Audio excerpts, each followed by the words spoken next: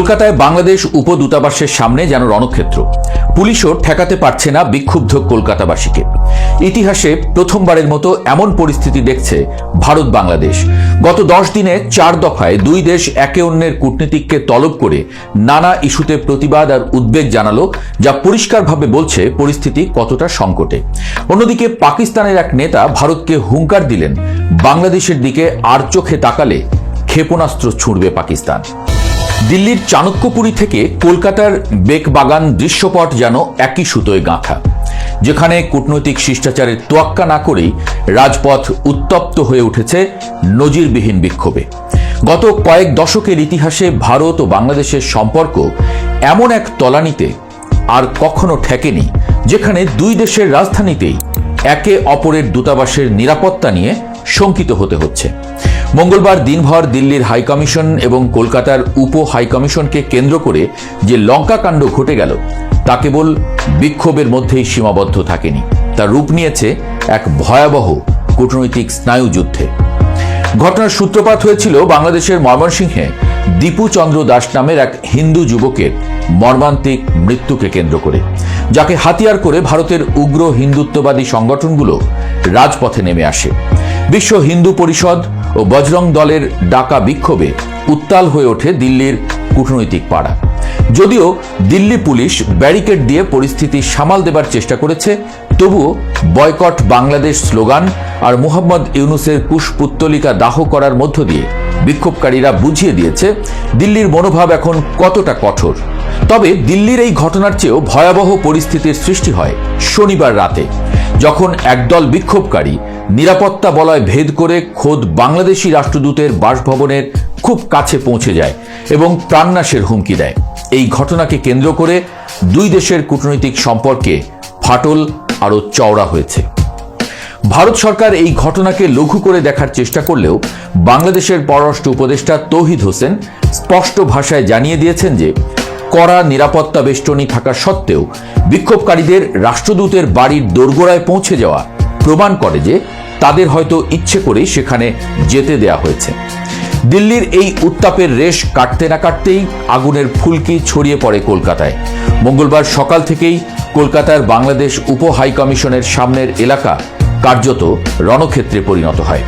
বিশ্ব হিন্দু পরিষদ, এবিভিপি এবং হিন্দু জাগরণ মঞ্চের কর্মীরা ব্যারিকেড ভেঙে দূতাবাসের দিকে এগোতে চাইলে পুলিশের সঙ্গে ধস্তাধস্তি শুরু হয়। পরিস্থিতি নিয়ন্ত্রণে আনতে পুলিশকে লাঠিচার্জ পর্যন্ত করতে হয়েছে, যা কলকাতার বুকে কূটনৈতিক মিশনের সামনে এক বিরল দৃশ্য।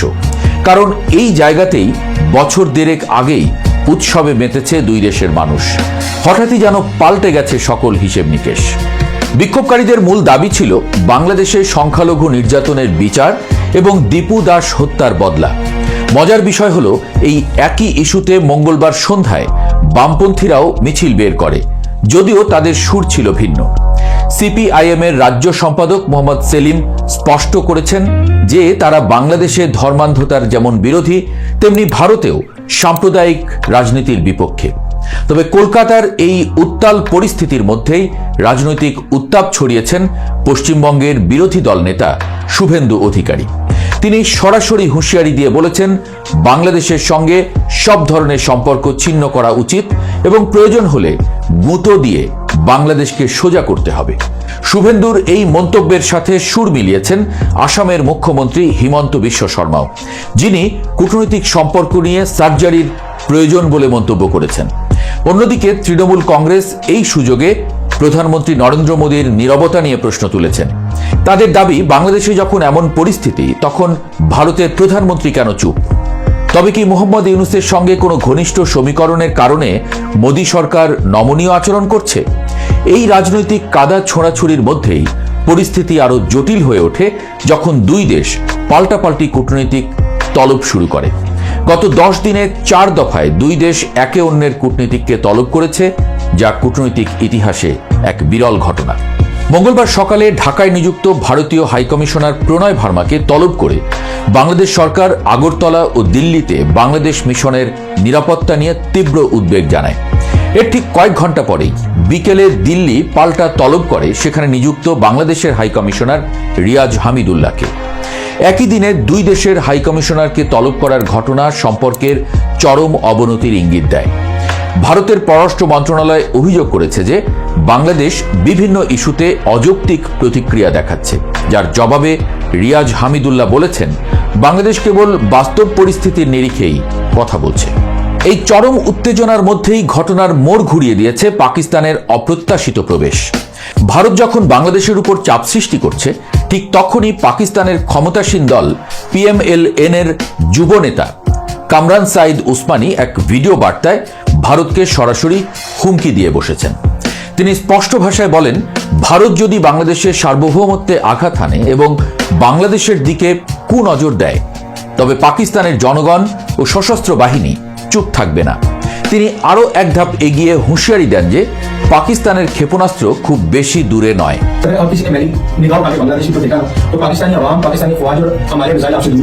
পাকিস্তানের এই হঠাৎ হুঙ্কার দক্ষিণ এশিয়ার ভূরাজনীতিতে নতুন এক সমীকরণের জন্ম দিল, যা ভারত বাংলাদেশ দ্বিপাক্ষিক সংকটকে একটি আঞ্চলিক সংকটের দিকে ঠেলে দিতে পারে, এমনটাই বলছেন বিশ্লেষকরা।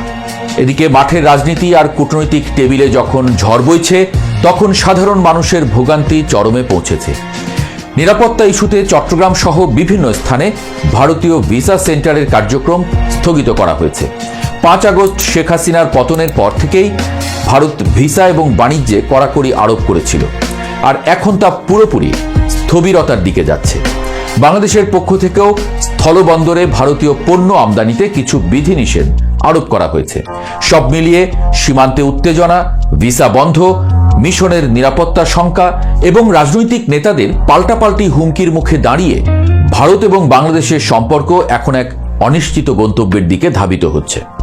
বিশেষ করে শেখ হাসিনাকে ফেরত চাওয়া এবং ভারতের পররাষ্ট্রমন্ত্রী এস জয়শঙ্করের নেতিবাচক ইঙ্গিত, সব মিলিয়ে আস্থার সংকট এতটাই গভীর হয়েছে যে অদূর ভবিষ্যতে এই মেঘ কাটার কোনো লক্ষণ দেখা যাচ্ছে না।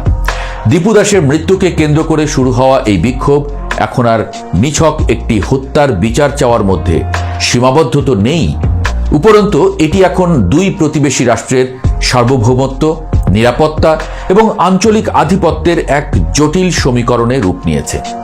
উত্তাপ যেভাবে বাড়ছে, তাতে পরিস্থিতি একেবারেই সুবিধার নয়। সর্বনাশ ঘটে যাওয়ার আগেই থামতে হবে দুই দেশকেই।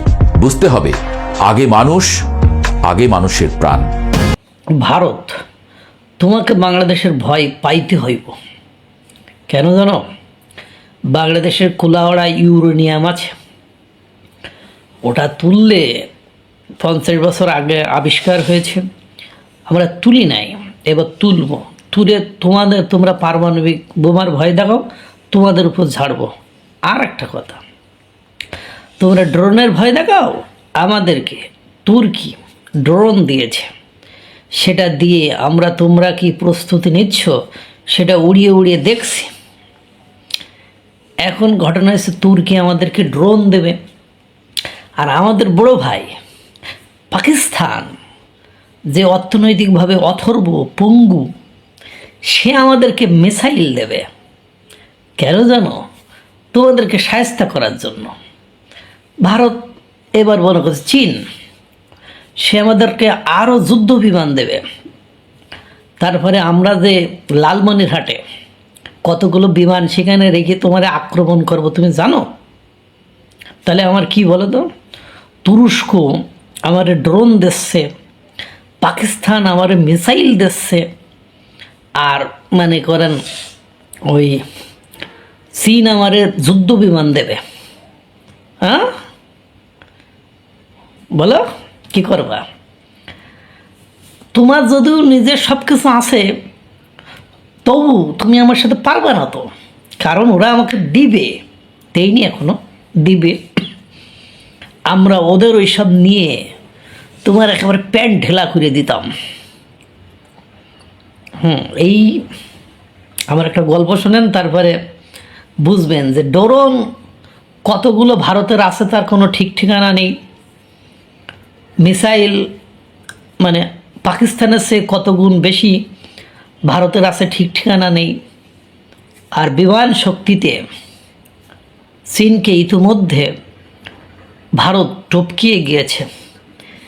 তাদের বলে, তাদের গুতায়, তাদের ঠেলায় আমরা ভারতের প্রতিনিয়ত ভয় দেখায় যাচ্ছি, তাদের 7 সিস্টার্স খেয়ে নেব। অথচ আমাদের সীমান্তবর্তী অঞ্চলে তাদের যে প্রস্তুতি, তাদের যে একের পর এক ঘাঁটি স্থাপন, অলরেডি 4টি না 5টি ঘাঁটি তারা সীমান্তবর্তী উত্তর পূর্বাঞ্চলীয় আসাম, ত্রিপুরা, মিজোরাম এই অঞ্চলে তারা অলরেডি ঘাঁটি করে ফেলেছে। এর এগেনস্টে বাংলাদেশে কিন্তু এখনও কোনো ঘাঁটি তৈরি হয়নি। ইতিমধ্যে ত্রিপুরায় 1971 সালের সেই ব্যাটালিয়নকে নিয়োগ দেওয়া হয়েছে, অথচ তার বিপরীতে বাংলাদেশ থেকে কোনো প্রস্তুতি নেওয়া হয়নি। ওই যে ইমার্জেন্সিভাবে অপারেশন সিঁদুর যখন ভারত চালিয়েছিল, তখন ইমার্জেন্সিভাবে ড্রোন কিন্তু পাকিস্তানরে তুরস্ক সাপ্লাই দিয়েছিল, সেটা ড্যামেজ করে ভারত তাদের নিয়ন্ত্রণে ইতিমধ্যে নিয়ে নিয়েছে। জঙ্গিবাদ পেহেলগামে সেই ঘটনার পরে পাকিস্তানরে যখন অপারেশন সিঁদুর দিয়ে বড়াইল ভারত, তার এগেনস্টে, তার বিপরীতে পাকিস্তান কি কোনো আক্রমণ করতে পেরেছিল? 2-1টা মিসাইল মারতে পেরেছিল? মারতে পারে নাই কিন্তু। তাহলে যে পাকিস্তান, বাংলাদেশ যেমন ভারতের বর্ডারে অবস্থিত, বাংলাদেশের কোনো শক্তি নেই, না মিসাইল, না পারমাণবিক, না ড্রোন, না এয়ার ফাইটার, না সাবমেরিন, তা সেই দেশের দিয়ে ভারতের সাহায্য করতে চায়। অথচ পাকিস্তান নিজে কিন্তু কোনোদিন ভারতের দিকে মিসাইল ছুড়িনি। বোঝেন কিছু যে 1971 সালের প্রতিশোধটা কেমনে নেবে? কই তোরা দুজন মিলে, ভারত আর বাংলাদেশ মিলে আমাদেরকে নাকানি সুবিনি দিয়ে বিশ্বের বুকে আমরা একটা অথর্ব, নিঃস্ব, দেউলিয়া, ভণ্ড, হারামি টাইপের পাবলিক আমাদেরকে শাস্তি দিয়েছিলি। এখন আমরা কি করব? তোরে পিনিক দিয়া, তোর সাথে মিলে মিশে তোরে এমন জায়গায় নিয়ে ছাড়বো, তুই শুধু প্যাদানি খাবি ভারতের কাছে। সে প্যাদানি খাওয়ার কারণে আমরা শুধু 2 হাত তালি দেব। এটাই বাস্তবতা। সেম পজিশনে সিন। কারণ 1971 সালে পাকিস্তান যখন বাংলাদেশের কাছে পরাজয় লাভ করে, সেই পরাজয়ের গ্লেনে কিন্তু চীনের উপরেও পড়ে। কারণ 1971 সালে মুক্তিযুদ্ধের যে পরাজয়, সেই পরাজয়ে চীন কিন্তু আপনার পাকিস্তানের পক্ষে ছিল এবং পাকিস্তানের পক্ষ হয়েই কাজ করেছে। তাহলে সেও প্রতিশোধ নেবে। তুরস্ক is a nothing but a big zero, একটা শূন্য ছাড়া, একটা বড় শূন্য ছাড়া তুরস্ক আর কিছুই নয়। এই তুরস্ক বলেন, তুরস্ক একটা ভিখারি রাষ্ট্র, তার নিজের কোনো শক্তি সামর্থ্য কিচ্ছু নেই। ওই শুধু ড্রোন আছে, ড্রোন দিতে থাকে, কিন্তু সেই ড্রোন ভারত শোডাউন করেছে। দেখেননি সেদিন শোডাউন করেছে, বিশ্বকে দেখাই দিয়েছে ওদের ড্রোন কি কার্যকর। এবং তুরস্করে রাশিয়া বড়ানোর জন্য প্রস্তুত হয়ে আছে, ওর সাইজ করার জন্য প্রস্তুত হয়ে আছে যে ভারতের নিয়ে লাফালাফি করবি, তোর সাইজ করে ফেলবো। তাহলে এখন বিষয়টা কি দাঁড়াইল? আমাদের নিজের কোনো শক্তি নেই, আমরা শুধু ভারতের ভয় দেখাচ্ছি যে আমাদের তুরস্ক দেবে, আমাদের পাকিস্তান দেবে, আমাদের চীন দেবে রে ভাই, দেবে, একটু অপেক্ষা করেন। তাহলে আমার জীবনের একটা গল্প বলি।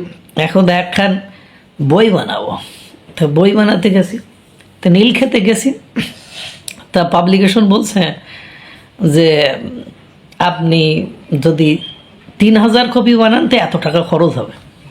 তো তখন আমার টার্গেট ছিল আমি 1000 কপি বানাবো, তো 2000 কপি অ্যাড হয়েছে, তো বেশি কপি বানালে খরচ কম হয়। তো তখন আমি ভাবলাম যে সারা জীবন যাদেরকে টাকা ধার দিয়েছি, তারা চাকরি বাকরি করে, ওদের কাছে বলি মাস 2-এর জন্য কিছু টাকা আমাকে ধার দাও। এক বন্ধু, কতদিন ওকে টাকা ধার দিয়েছি, তার কোনো কুল কেনারা নেই। বন্ধু বড় অফিসার, চাকরি করে। বললাম বন্ধু মানে 20,000 টাকা 2 মাসের জন্য ধার দাও, 2 মাস পরে দিয়ে দেবো না। তো বন্ধু ঠিক আছে দিবা না। তারপরে আর কোনোদিন ফোন ধরিনি, মানে যখন দিবানে বলছে যখন, তারপরে যতদিন ফোন দিয়েছে আর কোনোদিন ফোন ধরিনি। আর 2-3 দিন ফোন দিয়ে আর ফোন দেই নাই। তারপর থেকে আজ পর্যন্ত আর কোনো দিন ওই বন্ধুর সাথে কমিউনিকেশন হয়নি। অবশেষে আমার সেই টাকাটা নিজে জোগাড় করে আরও 2 মাস অপেক্ষা করে বইটা আমাকে তৈরি করতে হয়েছিল। এটাই বাস্তবতা। তো ওই যারা দিচ্ছে তারা তো ঠিক ভারতের পাশেই অবস্থিত। ওই অরুণাচল ভারত দখল করে নিয়েছে। মনে করো এখন চীন দাবি করতেছে অরুণাচল আমাদের, কিন্তু ভারত সেটা দখল করে ভোগ দখল করতেছে। এত শক্তিশালী, এত কিছু পারে, এত শক্তিশালী রাষ্ট্র চীন, সে তো আক্রমণ করতেছে না। সে বলতেছে না এই ভারত তোরে আক্রমণ করে অরুণাচল কালকেই দখল করে নেব। আপনাকে গোতাচ্ছে কেন? এটা বোঝেন না সোনারা? এই বোঝেন না বলেই তো পরের মাথায় কাঁঠাল ভেঙে যখন খায়, আমার মাথায় কাঁঠাল ভেঙে আমার গায়ে আটা লাগায় চলে যাচ্ছে। বোঝেন না কেন? এত মিসাইলের জোর, অপারেশন সিঁদুরের সময় মিসাইল মারে নাই কেন? ভারতে করে মেরে দিত, মারে নাই কিন্তু। আর তুরস্ক এত লাফালাফি দাপাদাপি ভিক্ষা করে কেন? ভারতের কাছে ভিক্ষা করে কেন? ভাই বুঝুন, বোঝার চেষ্টা করুন। ভারতের প্যান্ট খুলতে যে নিজের প্যান্টটা হারানোর কোনো মানে নেই, অন্যের পক্ষে পড়ে। ভালো লাগলেও ভালো লাগলুক, না লাগলেও কিচ্ছু করার নেই, কারণ আপনি দেশের নাগরিক, আমরাও দেশের নাগরিক। যেটা বাস্তবতা ওটাই বাস্তবতা। আল্লাহ তাআলা সকলকে ভালো রাখুক, সুস্থ রাখুক। আসসালামু আলাইকুম ওয়া রাহমাতুল্লাহ।